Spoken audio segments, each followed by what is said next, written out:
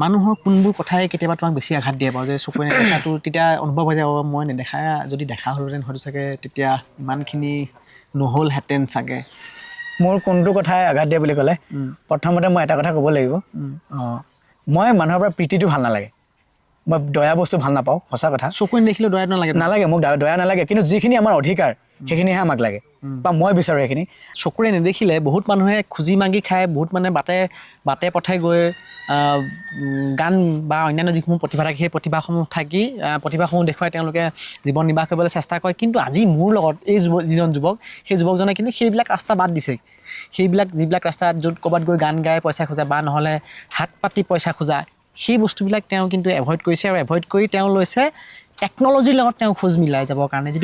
যিটো ব্যৱস্থা চলি আছে এতিয়া সেই খোজ মিলাই যোৱা যিটো যে কোৱা হয় সেই বস্তুৰ লগত তেওঁ খোজ মিলাই তেওঁ যাব চেষ্টা কৰিছে আৰু তেওঁ শিকি আছে AI শিকি আছে মই হয়তো চাগে ইমান নাজানিম আজিৰ তাৰিখত AI কি বস্তু বা AI কেনেকৈ ইউজ কৰিব লাগে বা কোনটো ৱেবছাইটত বেছি ভাল